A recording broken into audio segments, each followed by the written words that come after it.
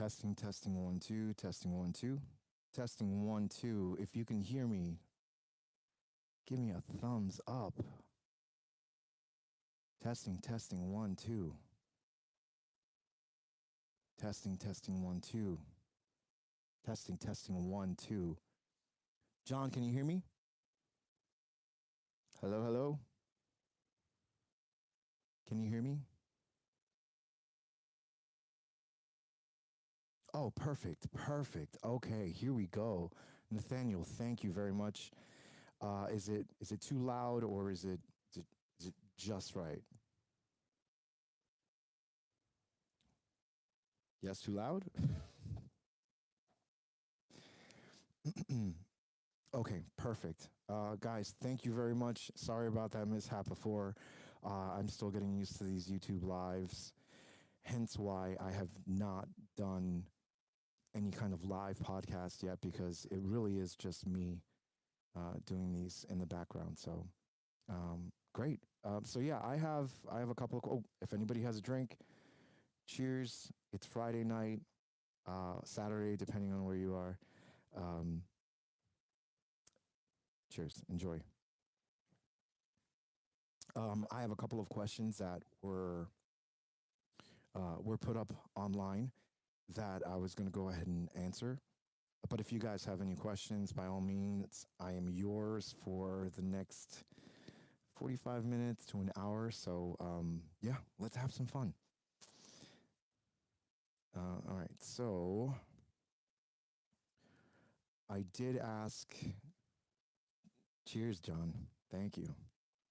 I did ask a couple of questions on well, I asked for a couple of questions on Patreon because I have a whole bunch of people that are supporting me on Patreon, which I absolutely love. I think I saw Kevin on here before, who's one of the guys that supports me on Patreon, and I appreciate that. A lot of this is a labor of love, and I absolutely enjoy doing this.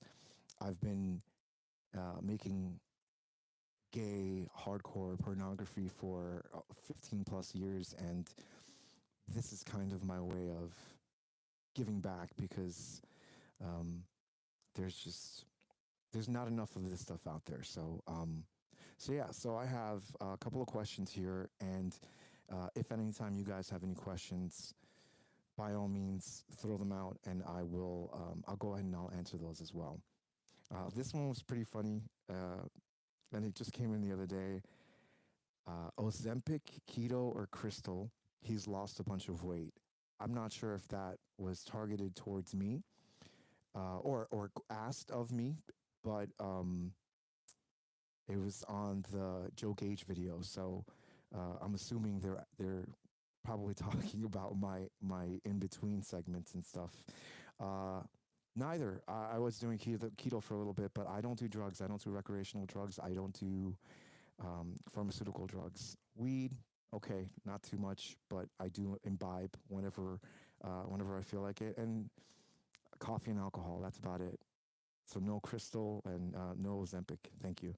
Um, Somebody saw the video for Beefcake Hunter with Vic and asked where his accent was from. His accent is Ecuadorian. I think in the interview we talk about that. He's Ecuadorian.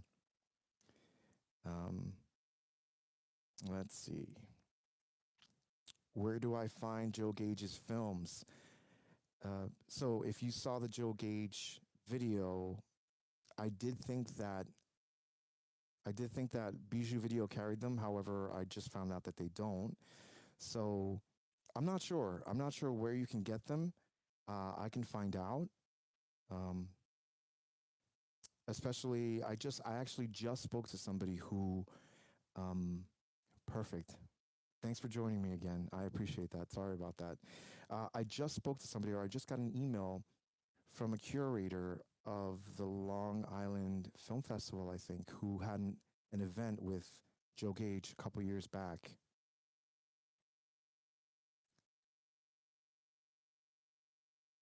Steve and I will get to that question right now. Really quickly, though, Joe Gage. Um, so this guy saw the video and he's trying to get them into the Museum of of Modern Art. So that might be good because what ends up happening is then companies will do an upgrade or a restoration of the videos, and that would be really really cool. Okay, so let me just answer Steven's question. Let's see, where are you, Steven?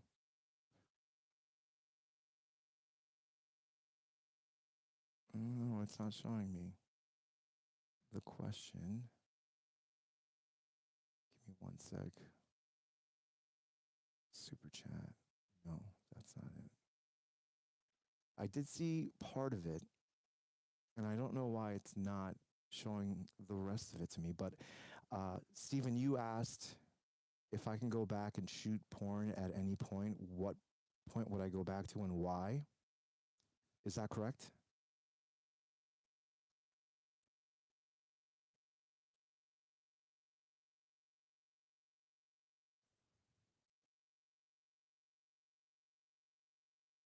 What era?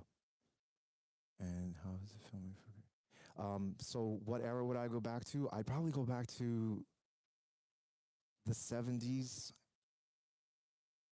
I'm gonna go through like the podcast and the videos on YouTube are gonna go through all of the eras. I just started with the 70s because it just seemed like the right place to start. Um, I would go back to the 70s probably. I know it was a tougher time, but yeah, I think it'd be thrilling. Like I think the idea of doing something that a lot of people weren't doing something that people were doing for political reasons, especially during the gay movement and all that stuff. Yeah, 70s was the golden age of pornography. You're absolutely right. So yeah, so I'd probably go back to the 70s. Um, it seems like such a typical answer, but I'm trying to think of a better time. I'm very interested to see like so far the research that I've done for the 90s and the 80s are very interesting. Obviously, because of condom, the AIDS period, and how they kind of circumvented that. Not circumvented using condoms or anything, but circumvented um, the AIDS epidemic and how they got crafty with how to produce pornography during an epidemic. So that's very interesting as well. There was a question about the giant and tiny, if I'm not mistaken. Here it is. How was it filming the creator of Giant and Tiny Productions? I didn't actually film with him. What I did was I did a podcast with him. He's great. He's very very busy and he's making a lot of really really good content for his community. He briefly flirted with the idea of a podcast, but I think with the amount of stuff that he puts out and the stuff that he does put out, it's very niche. So it takes a good amount of time to get the models to talk to them and tell them, hey, this is what we're doing. Have them be cool with it, and then eventually put it out there. But what I've been hearing from that community actually is that they're experiencing a Nathaniel, I'll get to your question right now about barebacking. They're experiencing a period of a content oasis, apparently, where everybody's just kind of putting stuff out there for money. Whereas when their community started, it was just people sharing it for the love of sharing it. And it's starting to get to the point where people are making this content and it's ridiculously expensive on fan sites. But Giant and Tiny, were he's a cool guy. Um, I also watch Stirring the Pot. I also watch straight porn like you do. I like it because stuff is weird. Hold on a second. I like it because it's more hardcore, and the more average actor would be top tier gay. Why do you like straight porn? I like straight porn because a lot of different reasons. Well, the guys are really hot now. Not that they weren't before. It's just you remember when you were younger and anybody you saw that was older than you was just like old, ancient. So I was never attracted to older guys as I was growing up. I feel like I grew into um, like as a teenager, I was attracted to other teenagers. As a 20-year-old, I was attracted to other 20-year like 20-year-old guys. Um, with or within the age period of like 5 years apart, let's say 5 years younger than me or 5 years older. So um, in the 90s, I started when I went through puberty, when I started watching porn, the guys were looking a little better. So that's basically why I I watched and I enjoyed straight porn. I just got used to it. And also, I don't know. I guess it goes back to the idea of it's what you're supposed to do as a man. You're supposed to fuck women and have sex with women and girls, and porn plays into that. So it's a fantasy. I enjoy watching. I enjoy watching the guys get pleasure. Isn't that crazy? It's fucking crazy. Uh, I enjoy everybody getting pleasure though. Um, Nathaniel, when exactly did you start? Did they start with barebacking? I remember when barebacking was taboo and almost no studio without no condom. It seems like it's the complete opposite, even before prep. Um, Barebacking was taboo. The first studio that started it, if I'm not mistaken, was Dickwad. There was a movie that was made in 97, 98, and it was completely by accident. And this I read in Uninhibited Intimacy by, I can't remember the author's name, but I want him on the show. Hopefully he'll be on the show. Uh, but it was a Dickwad movie, and it was made um, in 98 or 97, and it was totally by accident. And that was the first kind of bareback scene outside of um, the 80s and pre-condom and stuff like that. Treasure Island was the next one, and then eventually there was Hot Desert Nights. So it started in the early 2000s, and it was very, very taboo. And then Rafa Club, the studio that I worked for before, obviously Rafa Club started in 2008, and that was kind of their big shtick at the time too. And yeah, no, it was very taboo. There would be like if you were a model, and I know I've mentioned this before, but if you were a model and you did bareback and you wanted to get into studio porn, you had to do a public apology on sometimes a video apology at the time, and say how regretful you are for doing that. And now every single studio that asks people to do that is now doing bareback porn. So congratulations. And obviously, yes, there's now medication and stuff, and but there's still gonorrhea, there's still syphilis, there's still a whole bunch of other stuff. Sweetheart, everyone watches straight porn. Question: what happened to Jerry Stearns? Jerry Stearns. Let's see. A lot of times, you guys, I get questions about some models, and I definitely there's been a lot of people out there making porn, so I'm not quite familiar with everybody. But if he's in the 70s, I'm gonna touch base, or I'm gonna touch him. Jerry Stern, so he's probably in the 2000s. I don't know, but he worked for Treasure Island, so I can possibly find out. I can do some sleuthing and see what happened, but I never worked with him. Okay, let's see. Have you seen the show Drawn Together, and what are your thoughts on how they interpret the gay narrative with characters like? I wish these messages would just stay up on the page. How they interpret the gay narrative with characters like Zandir and the Foxy and Princess Clara. I have not seen Drawn Together, um, but I will check it out. I think I've heard of it. Is it on Comedy Central? Or was it on Comedy Central? Okay, 2004. That sounds familiar. I no, I did not watch it, but I will. Let's see. What happens to guys who appear to do maybe one or two porn shoots and then disappear? Are they people who just do it for fun and not a career? Oh, it depends, I guess.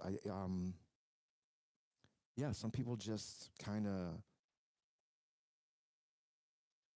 I'll use myself as an example. I've definitely had people come in and do one shoot, and then I've asked them to do more, and they kind of just were like, "Oh, I just wanted to see what it was like." Um, and I'm thinking back to 2008, 2000, as recent actually as 2020. I'll have people in my phone and contact them to see if they're interested in doing more work, and they're either going to school or they have a job now that they really don't want to find out what they've done. So it really depends. Sometimes they're just hard to work with. There's definitely people out there that I would not work with again. Uh, Joe Rankins, yes. Hola Rico model, how are you? Hardon? Is that hard on in Spanish? Hardon or Jardin? Not sure. Thank you for the very nice compliments all the time. I will have Alex back doing stuff, doing videos with drinks and stuff like that, and just having a good time.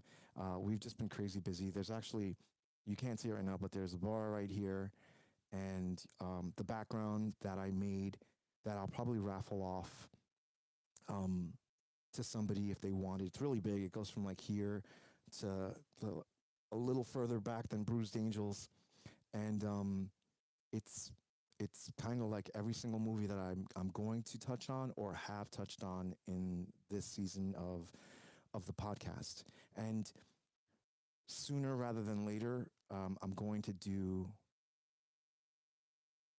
Sooner rather than later, I'm going to do. It's going to be a section called Fluffers, and Fluffers is basically I don't have enough material or there's not enough information about this person. Turn up the volume.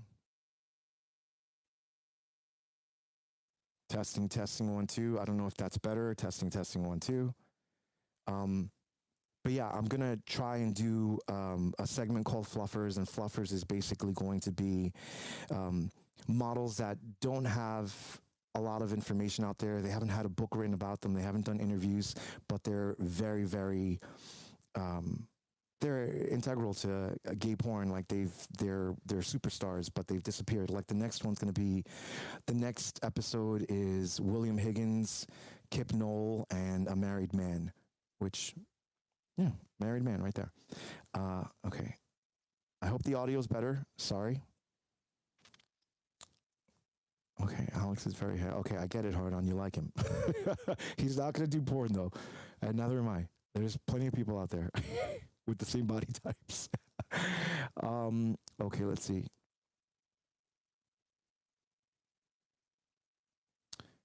Series number 5 or series number 7? I'm not sure what your question is. Right now we're in season 4, and this is the 70s. Season 5 will be the 80s. Season 6 will be the 90s, and then I'll do the 2000s, but I don't know if I'm going to do the 2010s. Maybe I'll give it another 4 years, if anything. I don't think anything spectacular has happened in the 2010s for me to do anything. I mean, granted, there's great people out there, but eventually what I would want to do too is kind of, by that point, get... Oh, I see. I understand, Hardon. Or Jardin. I'm not sure. Hardon. I'm going to call you that. Eventually, I want to get to the point with the podcast where there will be kind of like, for instance, I have them all in my notes. Just to give you an example of what I'm working on, obviously avant-garde filmmakers who, like Kenneth Anger. You know, I was going to interview Kenneth Anger before I didn't know he died in May, but I had set up so much stuff to go to California and do it, like be one of the last interviewees and stuff, and the poor man died. Well, granted, he was 96, so I appreciate him holding on that long. But I want to do photographers, gay-themed movies, because all of these things were kind of like the first. They were like softcore porn. They were the first images that gay men saw of other men being together and stuff. So I think that's very important. I want to do thought crimes. I want to do the post porn series, which I've spoken to a couple of people, and I'll probably get it going before before season 5. I'll do a 6 series or a 6 episode run called Post Porn, and I'm going to interview 6 models that are really, really, really cool and interested. Okay, so let's see. What are your thoughts on the show X-Rated New York City? I haven't seen it. I haven't seen it because I'm not a big fan of reality TV. I think I love Boomer, Max Connor. I have not worked with Joey Mills, and I have not worked with I can't remember his name. He's a very, very attractive guy. I don't. I that's not my thing. You know, I've never worked for reality. I think the first reality TV show I ever worked on was Motor Mouth in 2003 for MTV, and none of it is real, unfortunately. None of it is real. So I don't know. I'm sure it's a good show. Let's see what's the next one here. Do you know what gay porn was called in the 80s? The word gay was so toxic it was called all male. No, I didn't know that. I know I've seen it. I've seen all male. Actually, yeah, in advertisements, I think too. All male shows, like they have them all over the place. So I am familiar with it. I just didn't know that they didn't use gay, but I've seen all male cast on some of the advertisements here. Will you ever look at gay European porn? Absolutely. I am really good friends with Jurgen from Verse Films, and I am extremely interested because that studio started in the mid 90s, and Berlin was changing. Berlin was going through, you know, their unification period, and if you watched the movies that First Film would make in the 90s and the 2000s, like the backdrop of Berlin and Germany, like really, really cool. This season, I'm doing an episode on Jean-Paul Cadonneau. So he's in it because he started making movies in the 70s as well. So we are gonna, or I am gonna touch on European porn. Absolutely. Okay, let's see. A friend of Kenneth Anger told me why Anger had no money because straight dick cost the most. Well, I mean, I can believe it. Let's see. The volume is so low and you're so quiet. I am very, very sorry. I decided to move from my usual station. I'll try to be as loud as I can. I'm not sure if you're hearing it from here or from here. So I absolutely, I apologize, and the next time will be better, I promise. Let's see. Some studios are now showing little clips behind the scenes of a gay shoot, and it's showing the lights and the guys walking around filming. I love these. Please do more. Okay. I have a lot of behind the scenes stuff. However, I save them and then I put them up for promo whenever something's going to be released. I'll use it for promotion on Twitter or whatever the case may be.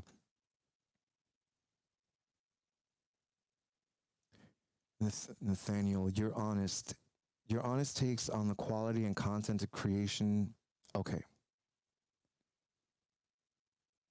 Your honest takes on the quality and content creation porn and studio porn. I think that there are amazing people doing content porn, and there are amazing people doing studio porn. There's also shitty people doing content porn and shitty people doing studio porn. Um, and there's various different factors for that. There's budgets, um, and then there's plain old. You can give anybody this, and they're either a really good camera person or they're just a person holding a camera, and I've seen it all. Jean Danielle, that's right, John. Thank you. I appreciate it. I'm just used to calling it Cadino.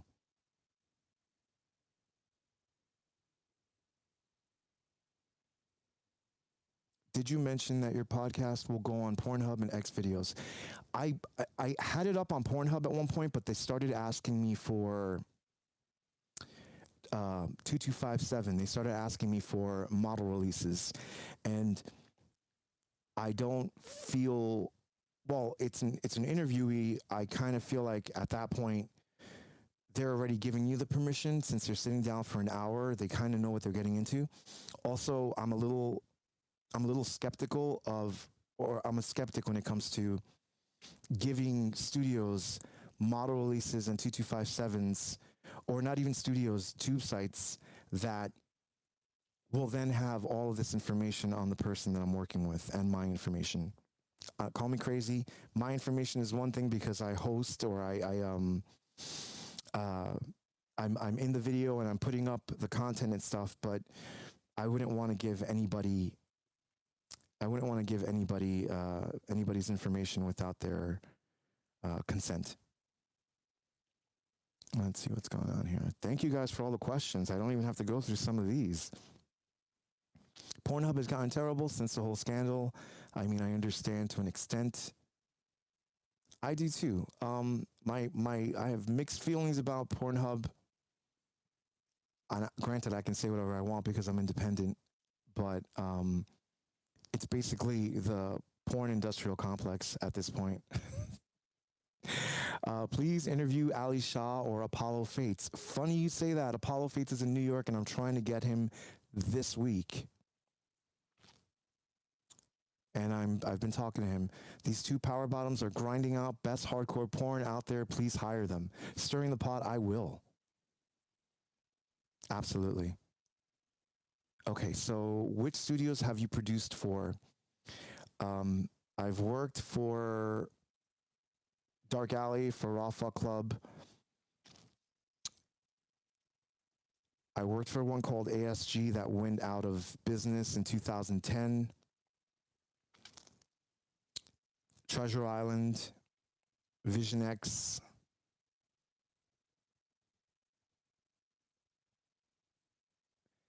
And for a brief time, I spoke to the people at Carnal Media, thanks to Dolph Dietrich. But then Treasure Island kind of renewed our contract, so I didn't do it. Would have been interesting. I got a couple more questions here. Let's see. Entiendo claro. I understand the reason. Maybe X or Twitter or some other place for XXX podcast. Yeah, you know, I mean, funny enough, I was just thinking about this. A lot of the guys that I have on the show, like, we don't curse a lot. We don't, like, sometimes we talk about stuff. But, you know, I kind of want them to sit there. I don't know, maybe. One day I will do a podcast where the two guests will have sex. I think that'll be a lot of fun. Nathaniel, will you ever not be independent? Will you ever not be independent, or do you like your freedom? I enjoy making the stuff. What happened for the last 3 months was YouTube demonetized my channel, and I don't mind that aspect of it because, like I said, you know, Patreon, the guys on Patreon have been awesome. I absolutely appreciate them. It's not, you know, I'm not making mint on it, but it's nice. It's very, very cool. They watch, we interact and stuff like that. and the support. And if you're thinking about it, that'd be awesome. I appreciate you guys. Um, but when they demonetize, they also kind of wiped the slate with where you're seen. And I realized that because the first video that I put up after I got monetized again was the Joe Gage video. And it's amazing the reach that I got again. So 3 months without that reach really makes an impact. So if I can continue doing this on my own, that would be amazing. Do I want to get picked up by a studio? That would be great. Could I, if I could do this kind of full time and do videos like this, that'd be amazing. But I think that a lot of times I've encountered models or producers who don't want to let me in if I'm working with another studio because, you know, I can be gathering intel.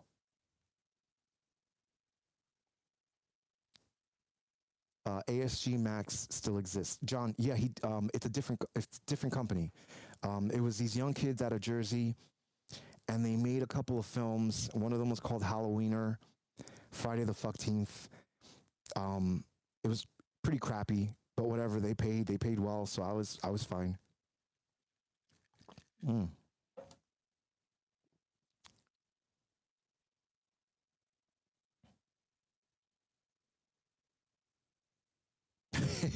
Is it true that Madonna is a Treasure Island Media fan? I don't know. Could be. Um, Somebody asked online while I wait for a couple questions if you guys have any more. Somebody asked in regards to the Roger Earl video. I hope you eventually talk about Steel Dungeon 1 and 2. I'm not familiar with that movie, but I can look them up. Somebody asked about Nino Bacci, Sean Storm, and Robert Van Dam. I'm not familiar with them, but I will look them up. Let's see. Wait, IK, you never really explained how you got into the business and why you began shooting. So I got into the business. I was working for, I think I mentioned it in one of the podcasts, but I was working for a Latin channel, and they were coming from Puerto Rico to the United States, and they didn't have their offices set up or anything, and they had me freelancing. And I had applied to Dark Alley 6 months before, and they called while I was working for this other company, and they hadn't offered me a job. So I used that kind of as an excuse to get these guys moving. And I went to Dark Alley, and because I thought I was going to have this other job, I made like not crazy demands, but I told them how much I wanted to get paid. I wanted to get benefits and all that stuff, and they came through. So it was by chance. And then I started working there as an editor. Then I started doing production coordinating for them, and then I got behind the camera and I just started producing for them. So that's basically how it got started.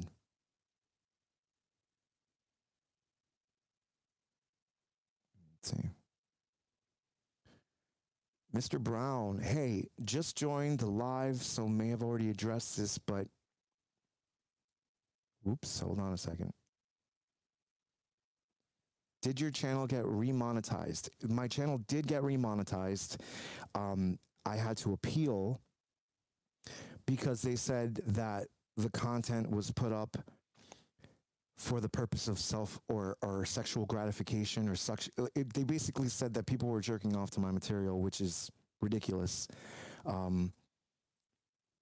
But it's their bots, it's their automated stuff that goes through it. And I think somebody went through, like an actual person went through and realized that demystifying gay porn is basically talking about the behind the scenes stuff and introducing people to what happened on porn shoots, or these directors and all of these people that absolutely should have representation.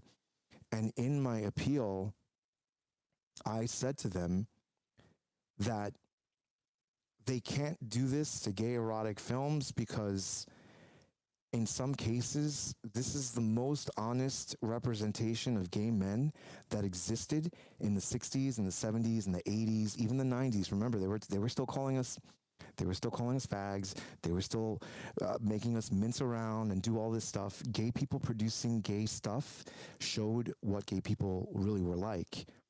So I put that all in the appeal, and I guess it worked because they've remonetized. They took down my Davey Wavy interview though, so I have to put that one back up. I think I may have mentioned his website name on the video, and that's why they took it down. So I have to re-upload that, which I was going to do anyway because of the remastered audio. All right, let's see. Very surprised that you only have 28,000 and not 288,000 subs. You're the best podcast on YouTube. Even what? Hard don't. You are funny. Even Ricky Martin watches you. I would love that. No, I am going to get there. I'm not going anywhere unless they take me down. That's the only way I'll go anywhere. I enjoy this to the point where I can work at Treasure Island and make fuck films in hotels and not have to put any creativity into it. As long as I can continue doing this, this feeds the creativity aspect that I need right now.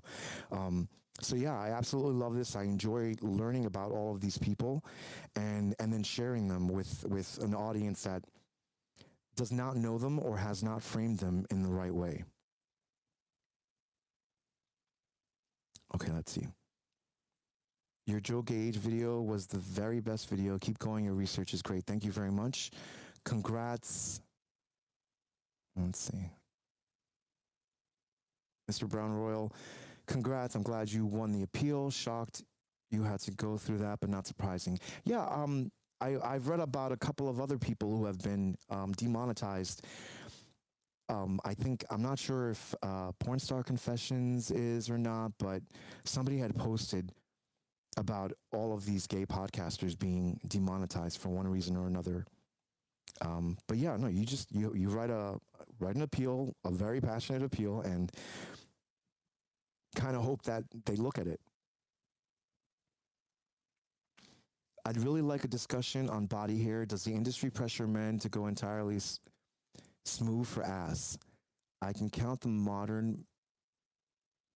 This thing really sucks, man. I'm sorry.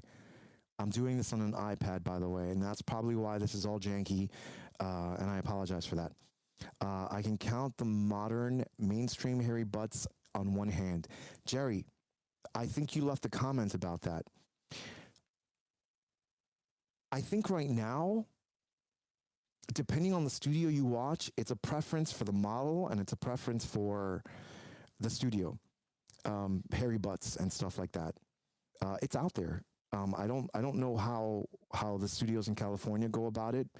I do notice that too. There are some guys that I watch, and before they get into the studios, they're like, they have very, very nice hairy bodies, not like too crazy or anything. And then all of a sudden, they do a video for men.com or something like that, and they're shaved, and it's kind of unattractive. But I also, look, I also grew up with no hair and was accused of shaving all my life. I'm just very smooth. There is hair, see? So I enjoy hair. I remember when I was a kid going through puberty, everybody else had hairy legs and a hairy body, and I didn't. And then, funny enough, the people that are hairy are like, oh, I wish I didn't have hair. Michael Longo, have you ever been in front of the camera? This is it. This is all it. No, I haven't. And I won't. Because, you don't want to see me naked. And B, there's plenty of people out there doing that. I have nothing but love and respect for models, for porn stars, for escorts, for all that stuff. And we all have our different reasons for why we do things.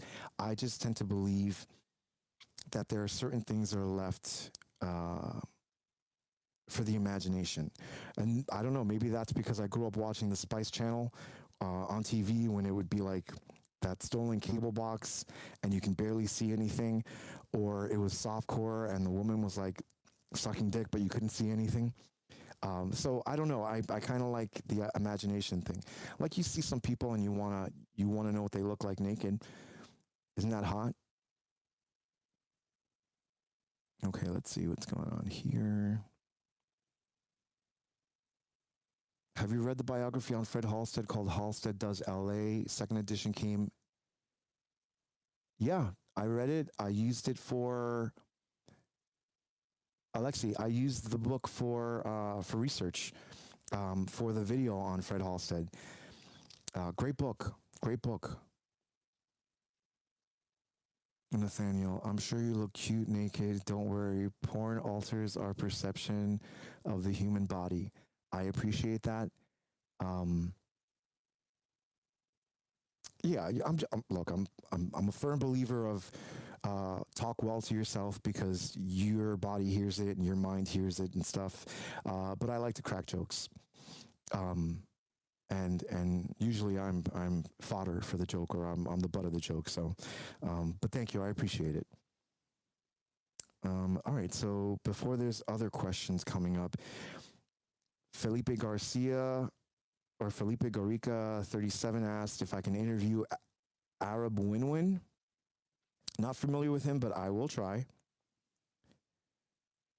Will you please do a video on Jeremy Brent, aka David Skrivenek? He did a video with Jimmy Hughes in the 70s and in my opinion was way more attractive, but I don't know his backstory. I will look for him. And then this person also asked for a video on Bruno, which is going to come and it's going to be under that Arad. Arad. This person said Arab.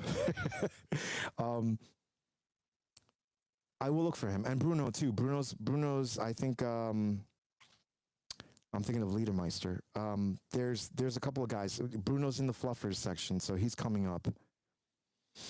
This one was interesting. Griff Cook 97. Why do you have to call it if you watch gay porn as though women watch gay porn is anything but entirely repulsive? It's a question, and that's how it was worded. I don't care. Whoever can watch whatever they want to watch. I don't think it's repulsive. I think it's their prerogative. And yes, the call is if you do watch gay porn, because I've never worked in straight porn. Met a lot of straight porn stars, but I have not shot anything. I would though. That'd be fun. Okay, I have to move to Vegas for that though. Okay, let's see what's going on here. Okay, Harden, is there gay porn awards? Always wanted to ask about Hustler Ball. Possibly Tim has a hard time being invited by hypocritical persons.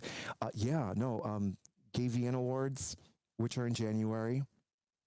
Then there's Gay Vienna's, the Grabbies, the XBiz Awards. There's a couple of them out there, and both companies that I worked for in the past, Dark Alley and Treasure Island, were not invited, or they were uninvited because of the fact that they did bareback. And when all the studios started doing bareback, Treasure Island took the stance of saying, well, fuck you, you disinvited us and now you're going to try and get us back. So I applaud them for that, but I can't put any of my projects into the awards. What, if anything, is planned for the next season of DGP from Manau? Next season's the 80s. There's a lot of really, really cool stuff that happens in the 80s. Diversity, that's a biggie, because right now it's very, very hard to find 70s models outside of Peter Jerome's film that had the first, apparently the first all-black man orgy. I can't remember the movie, but it's in the film. oh, I can't, I'm sorry, I'm having a brain fart right now, but Peter Durham did shoot that. And Tom DeSimone's Tom DeSimone did a film that was a black exploitation porn film, but it featured black models. So diversity happens more in the '80s, but also with diversity comes the stereotypes and all that stuff. So there's a whole bunch of stuff. There's politics. There's the star system that starts being introduced. So all of that stuff is going to be touched on. And then, of course, I can't do it without going into what AIDS and HIV did to the industry midway through, changing it from not just condom porn, but also solo porn. And then all the people that we lost as well. So yeah, it's all thought out. Trust me, I'm trying to churn this out. Each of these videos takes,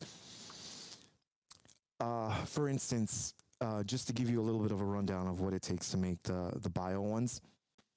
I have my collection of books which I've purchased, and I read through them rigorously, and I have to go through indexes and stuff. So William Higgins and Kip Noll, I search out interviews that they've done.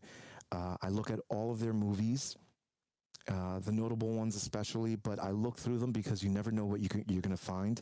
Like I found one with Kip Noll, and he does an entire interview, and it's fascinating. So that's going to be in the video, but it's writing it all out, putting all the stuff together, writing it all out, segmenting it, and then eventually recording it, and then finally putting it on a timeline, putting in visuals, and then also the music, and then finally just putting it up online. So it does take a minute.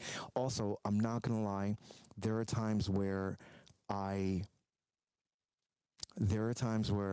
I'm not feeling the person that I'm supposed to be doing it on. And it's just, it's one of my things where I just can't get up and write, or I don't want to do it, or I don't. And then eventually it just all snowballs, and then I start working on it. But I enjoy it. I absolutely enjoy it. So I'm a couple questions behind. Win-win is what they mean, I assume. Thank you, Jerry. John, are you bi? I am not bi. I identify as gay. I've had sex with women or girls when I was in high school. My girlfriend. In college, I had a girlfriend. And then I kind of, not experimented, but I definitely had sex with women through my 20s. But I'm a gay man. Like, hard on. The first country to legalize hardcore porn was where? Hardcore porn or hardcore gay porn? You know what? I'm not comfortable answering that because I'm not sure. It could have been the United States. I'm just not sure. I think it may have been the United States, especially because of shipping and crossing states, and certain states had offensive material or obscene material laws, and then eventually a decision with the pictorials and stuff in 1952 eventually opened it up for everybody. There was one in 1952, and then there was one in 1969. And that's when people started making porn a little more openly. But it's been illegal for the longest time. Not be a model, be a cameraman for clarification. I'm not understanding that. Not be a model, be a cameraman for clarification? Nathaniel, can you just elaborate on that for me? I think it has to do with the last question that you had asked. Jerry, why do you think softer bondage without heavy domination elements is so uncommon? I don't know. Maybe it might just be that there's not that many people that are into it, and the ones that are into it kind of just find where they're going to go for it. I've never gotten into any kind of bondage play or shooting any kind of bondage play. I used to do a lot of fisting porn for Dark Alley, but Um, those kind of scenarios take a longer time to put together, to shoot the models, all that stuff. It all takes longer. Where um, sex doesn't even have to happen sometimes. Hardon, did you research at the Schwull Gay Museum at Berlin? Schwull. No, I did not. But next time I go, I will. Yeah, you got to remember, this is all this this entire thing happened almost by happenstance. I I I wanted to do this for a long time, and then eventually just said, you know what, I'm going to do it. So I never took advantage of a lot of the situations that I was in for the past 10 years. I could have been doing this 10 years ago. And we would have been on season 10 by this point, and probably money. Like somebody, we would have people working in the back and not just me. Uh, so yeah, but everything happens the way it's supposed to happen. Let's see. Indeed, each episode is a mini documentary, lots of grunt work as a one person team. Absolutely, Manal. Thank you. I appreciate that. France. Okay. So I think, Manal, that's where it was legalized. Um, France. Okay. That's another thing I'm going to be doing too. Is um, there's a lot of law cases and a lot of things that are pertinent to the fact or um, important to the freedoms that we have right now with how we watch stuff in the privacy of our own home and stuff. So that's another thing I'm gonna do. Politics of sexuality. I always wondered why bareback film companies that were shut out of the awards didn't create their own award ceremony. Mr. Brown, they did. They just never last. Um, One of the things, as with anything, you just have to be consistent. And I think that a lot of people had good intentions, but the consistency is not there. Um, it's a lot of work. It's a lot of work, and bareback companies at the time. Think about it. There are probably a couple of companies that were doing it, and they they were probably just in business to make money. They didn't want the awards. It didn't matter at that point. So yeah, I can't remember. There were definitely some awards. I think even BBRT had an award show. Can we forgive? Okay, Alexi, can we forgive feminist Andrea Dworkin going before Congress in the 80s to get rid of all straight and gay pornography because she saw porn as violence? Can we forgive her? Um, sure. I find it amusing whenever anybody tells anybody else what to do with their lives and they consider themselves a free conservative, or don't tread on me and stay off my. I just think it's all very interesting when someone tries to tell you what to do and they're a freedom loving American. Hmm. But you probably thought that way. I don't know if she religious. I've definitely heard of her. I'd have to look her up again. All right, let's see what's going on. According to the Gay Museum in Berlin, officially it was Kingdom of Denmark in Europe, 1967, that first legalized hardcore porn. Gay straight studio from Copenhagen. Okay, Copenhagen, huh? All right, I will look them up. Um, One thing that I am doing as well, and possibly in John, I'll answer that in a sec. Um, One thing I'm going to do for next season, but I'm going to start doing it after the new year, is demystifying gay porn in Spanish because I'm fluent in Spanish. So um, I kind of wanna put it out there in different languages. So I'd go back and do all of season 4, the voiceover in Spanish. The future of gay porn. Future of gay porn. Geez. John, I'd like to think that AI would not have a future in it, but I'm really starting. There's already like virtual reality and all that stuff, so I'm sure we'll go in that direction somehow, and we'll start seeing signs of it in like 2025, 2026. I always feel like in the middle of the century, you start gauging, or not the century, in the middle of a decade, you start gauging where everything's going to go.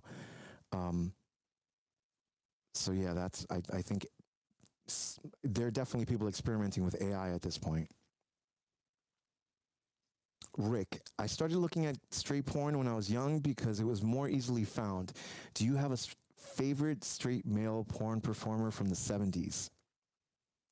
I really like TT Boy. TT Boy was from the 90s, and I liked TT Boy. All right, here's where it might get. Like some of you guys might know them, some of you guys won't. Tony Tedeschi, TT Boy, obviously that one guy, Peter North, because of the fact that he also did gay porn under the name something Ramsey. I can't remember right now. Mark Ramsey, maybe. But for Higgins, so he just started coming up again.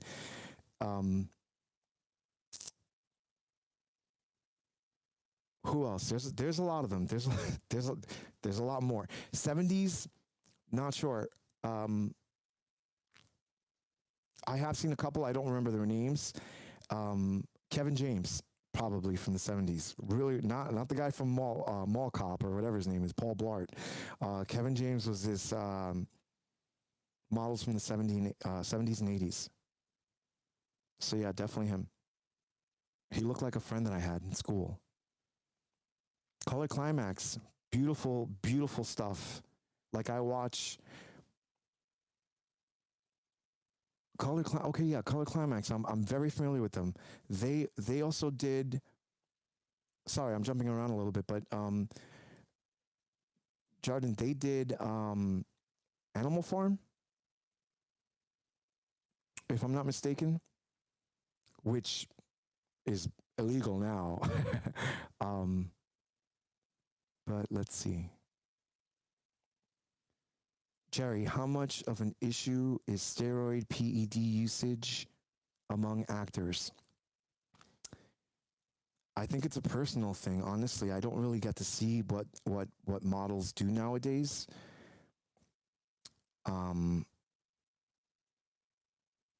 I mean, you can see it. I've seen straight models for sure that in a couple of clips, they look a certain way. They're like twinks, if anything, and then all of a sudden, they're jacked, and then they're not.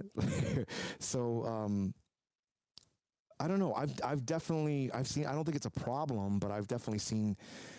I've had experiences. I can think of one person in particular that would have to take a break every 5 minutes because he got overheated from being on a cycle. Erectile dysfunction, PED, is another thing that you mentioned. I've only ever had, actually, no, that's not true. It happens to younger guys, but I also have issues with older guys. It'd be great to work with older men. Remember also, I can't fault anybody for this, but you're taking your clothes off in front of a camera. If this is your career, almost every day, and you're doing something that is kind of considered a delicacy, let's say, right? Because not everybody has sex every day, but these guys have sex every single fucking day. If they're really popular and they're doing stuff, sometimes they have sex twice a day. So I can't fault them for not getting it up, but it does suck sometimes when you're ready for this and you're going to shoot an awesome scene and one of the models is oversexed. Okay, let's see. Peter Ramsey. Thank you, John. Alexi, when you got to the 1990s or 2000s, Can you do bios on black porn stars, Austin Black and Bobby Blake? Absolutely. Absolutely. I'm looking forward to getting into it because, um, yeah, there's a lot of really cool Latin guys, really cool black guys, a couple of Asian guys. There's a couple of people that I want to do videos on. Let's see. France, West Germany, Italy, all legalized in 1972. Not sure about USA, many different states, or South Latin America. But now, TT Boy was Puerto Rican and white. Yeah, I remember that, which wasn't mentioned during his career. I remember knowing he was Latin, though. I was like, he's either Italian or something. But yeah, he was definitely Latin. And I found that out. You're right. I found that out doing research on online. Okay, I didn't know that. Alexi, can you do a video on the New York City Studio Latino fan club? Absolutely. I used to see many of the stars walking around Manhattan and always have a hardcore. I also have a hardcore photo book from the studio. Okay, Alexi, if I can't find that hardcore book when I'm doing the video, I'm calling you. Or I'm texting you, or I'm messaging you. But once I get there, I absolutely will. Absolutely them. What's this guy's name? Tiger Tyson, who I've spoken to. Very hard to get a hold of. Okay, let's see. I think okay, Harden. I think there's Tim Tales that often is confused with Treasure Island Media. You're absolutely right. And Michael Lucas of Lucasfilm, don't know much about him. I've spoken to Michael Lucas I've actually spoken to him a couple of times. We wanted to do a podcast when he got back into the country because he was in Mexico for a little bit. But he has not. He hasn't. We haven't touched base since. But I will. I feel like once I get into the point where, like, the thing about the 90s and even the 80s that's really cool is a lot of these guys are here, thankfully. So I'm able to contact them and talk to them. Like Will Seeger, it was really cool. I don't know if you saw the segment on Will Seeger, but really cool to be able to talk to him. Who else? Tom DeSimone, Toby Ross, who's going to be hopefully the season finale of the bio ones.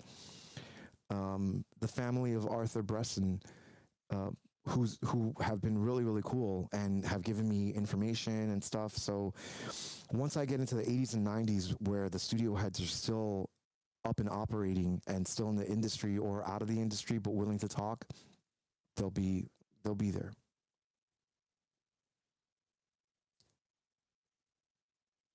Okay, let's see. What else do I have here while I wait for you guys?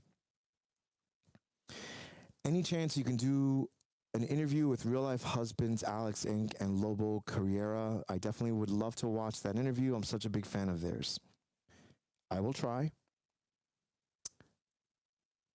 For the pup play episode, somebody wrote, did the dude on the right just say he was a cop? He mentioned something about having put a badge on and protecting his community. I sure hope not. Cops are especially not welcome in the LGBT community. Okay, that's your opinion. That's definitely not mine. I understand why somebody would feel that way, but homes get broken into, and then what are you going to do? Or shit happens, and you're going to need cops eventually at some point. I'm not saying That's not a blanket endorsement, but that's kind of it's here or there when it comes to that. Let's see what's going on here. I've heard of Eric videos from France and NYC from New York City. There was first film Katzo from Germany. I'm not a porn nerd, just got it from Wikipedia. You are real time looking all this stuff up.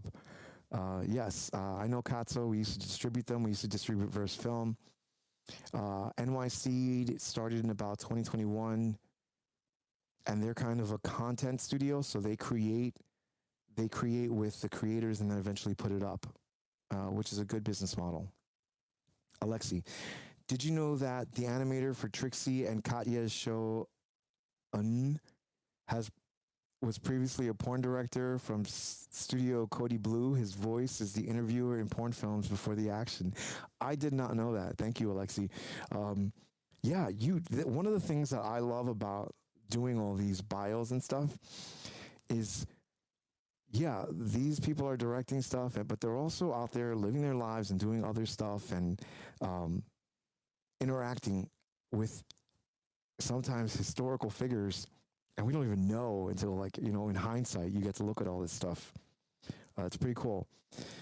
uh, I'm going to take a couple more questions if you guys have them. I have to thank you very much for joining me again. Somebody wrote, where do I find content that you shot with Levy Fox? I've only shot with him for Treasure Island, so Treasure Island would be the best place for that. For the Daddy Cream interview, somebody wrote, why is the camera mostly on the interviewer? It's enough that we have to hear him do most of the talking. Okay. I use a 2-camera setup, and partly when you see me, trust me, if like I said before, it's all about the model. When you see me, there's a lot of there's a lot of likes, there's a lot of things that the model says or that I say that we cut out because if I can, I will, because it interrupts the flow of the conversation. And if you're listening to a podcast and not just viewing it, it makes it hard, because if you're just listening, you will hear every single and it'll be annoying. And I've heard complaints already about it with a couple of models. So yes, that's why you see me sometimes. Let's see. What else? Oh, there were a couple of comments. I did a re-upload of the season 2 macro episode, because I try to do one every single season. That particular season, when I started interviewing the interviewee, I didn't realize that he was not going to share sexual stuff. And that's predominantly why I asked him to come on the show. So a lot of people, I didn't know how to I was trying to gauge where to go with the conversation. But people that watched it definitely noticed. I can't make people, well, I try to steer a conversation, but if it's blatant that they're not going to talk about something that they don't want to talk about, okay. However, the interviewee is a very, very nice guy and very he has a lot of insight on the community, and I want to be very respectful when it comes to that. So, that's all I have from questions on Patreon or my email account. I have to jump on Facebook at some point. Facebook, insane. This entire podcast has a different life on Facebook. There's like 500,000 views, 400,000 views. However, I've also been demonetized on Facebook, so I have to contact them and be like, what gives? What do we have to do to get into business with each other? All right, let's see what's going on here. Another aspect of the late 70s and 80s gay porn are major gay porn studios, Falcon, Catalina. Yeah, Catalina actually is going to make an appearance next episode. And Falcon's going to have an episode of their own, because they started in the 70s. There's a really, really good documentary already made, and that's why I waited on Falcon, because they have a very, very well produced documentary. But yeah, there's one coming up. The only continent that Treasure Island Media is not on is Australia, New Zealand, and Antarctica. I think if they ever wanted somebody to shoot in Antarctica, I'd go. Jerry, thank you very much. I appreciate you coming on. I usually don't have this many technical hiccups. That's a lie. I always do. There's always one. Um, but I'll do it from my other section over here, and that way you guys can see everything that's going on in this angle. But basically, I've made this. If I can get models to trek out to New Jersey, to the Hudson Valley of New York, uh, I will do it because there's interview chairs here. There's this chair. There's a bar. All that fun stuff. But we'll see. I have to have clout to have models do that. uh, anyway, is Dawson still alive? Dawson is still alive, and I'm trying to get him on the podcast. Max from Treasure Island has actually insisted that I get him on the podcast. So let's see what happens. Oh, and he's in New York City. Okay, I will. You know, I'll give a little nudge to see what he says. Ryan Idle, very familiar. I know that name. Let me just put a face to the name. And all of the stuff that you guys you're asking for, I will look up. If you request models, I can ask, but I can't make them do it.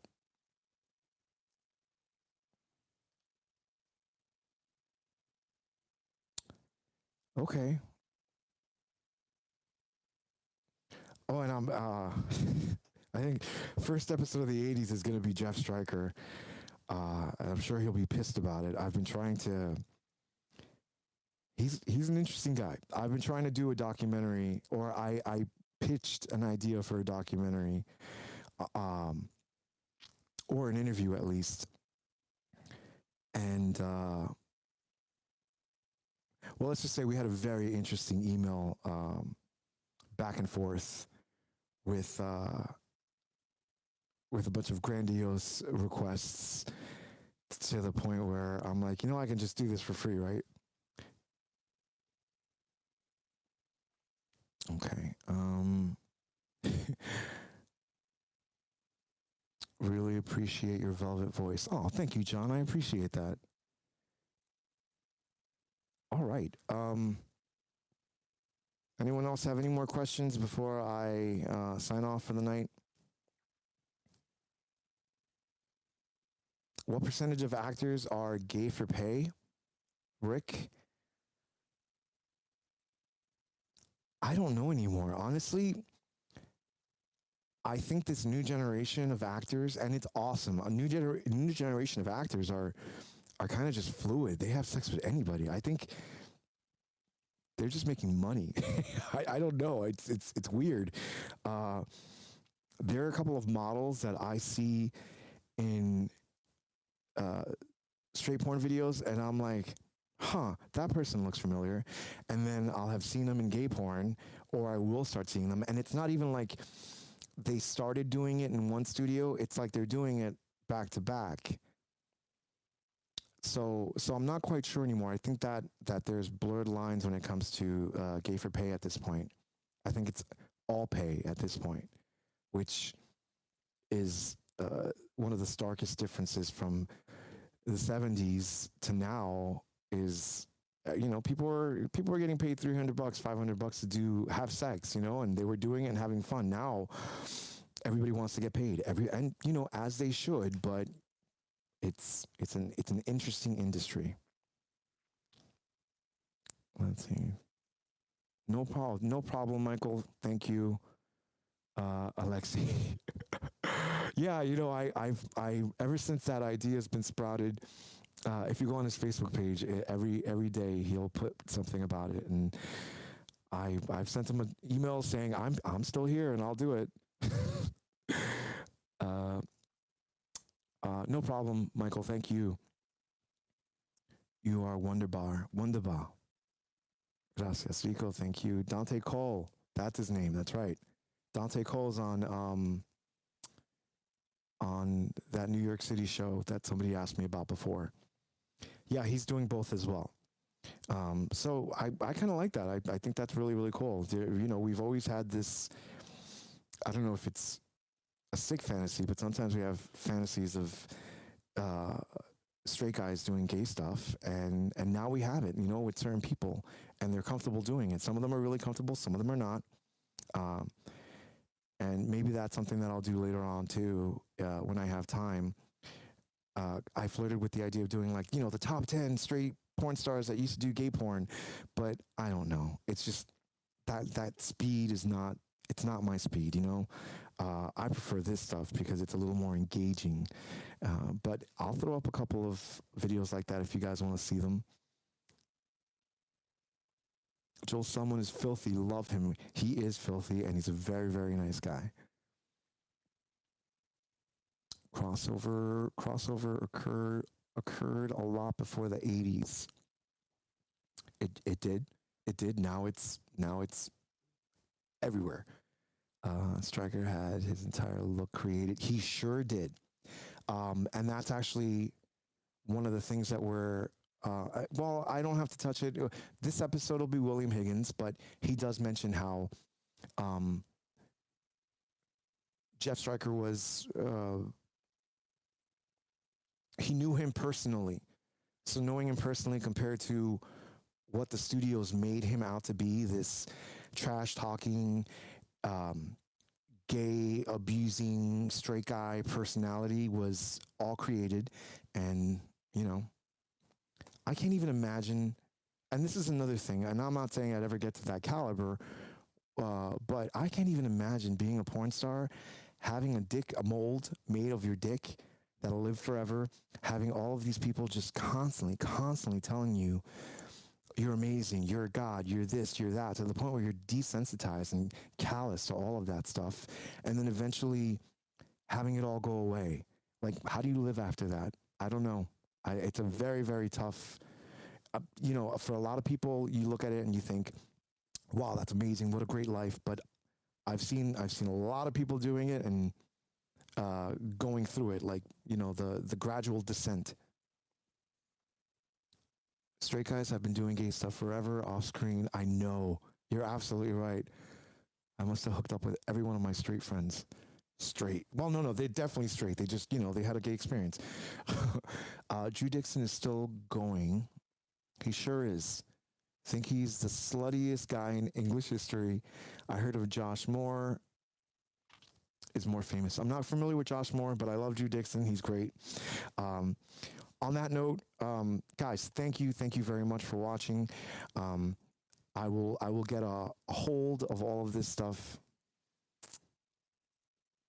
And by that, I mean, like, the technical aspect of it.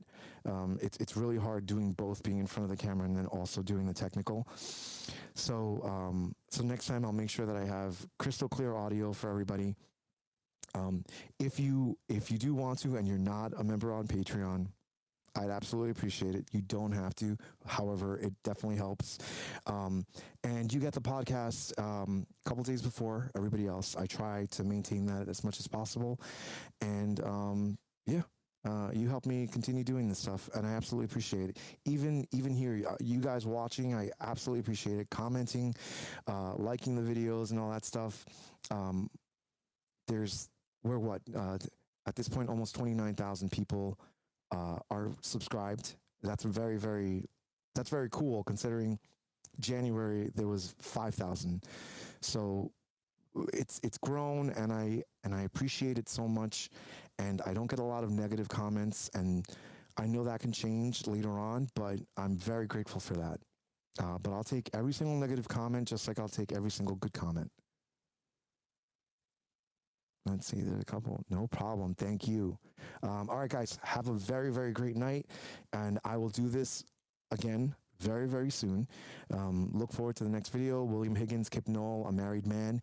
And then I have an interview with Masked Jock. I'm not sure if you guys have heard of him, but he's a content creator. He's such a sweet guy. I have a couple more interviews coming up, and then I also have one or two open lines with a straight man who loves men's feet. That's interesting. And yeah, all right. Thank you guys for the last 80 minutes. I appreciate it, and I will see you soon. Let's see if I know how to turn this off now. All right, let's see. There we go.